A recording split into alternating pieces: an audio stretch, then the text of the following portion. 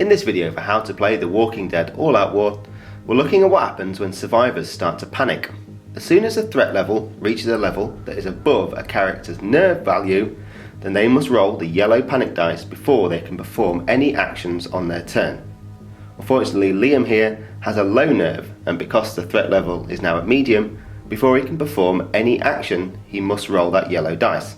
And we're going to have a look at the different outcomes available. The first outcome is flee. If you roll the flee option, it means you must run 8 inches in a straight line directly away from the nearest enemy. An enemy in this case can be a walker or a rival survivor. Here Liam is closest to Carl, so that means he will run directly away, which unfortunately brings him into contact with this walker. He can then perform no other actions, and that's the end of his turn. The next potential panic result is terrified, which means the survivor can only perform one action this turn, unlike the normal 2. So Liam decides he's going to try and sneak away from Carl and go to here. And that's now the end of his activation.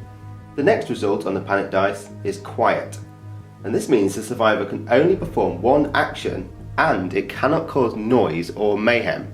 So that means they can do things like sneaking or checking supplies. In this case, Liam is just going to sneak and try and hide near the truck. And that's the end of his activation. The next potential outcome is scream, which means the survivor makes a noise but may then take one more action. This also increases the threat level. So here Liam will scream,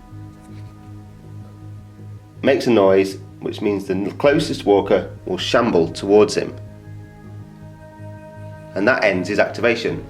However, if no walkers had made it into base to base, then he would have been able to perform another action. The final potential outcome on the panic dice is BERSERK. This is actually pretty good because it means the character adds 1 extra red dice to their melee stat when fighting in the melee phase. So it's a good chance to take out some of the stronger characters with weaker survivors. So in this situation, Liam decides that now's the time to get Carl.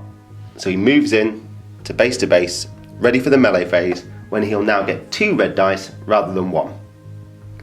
In the next video, we're going to look at some advanced tactics to help you survive on the streets.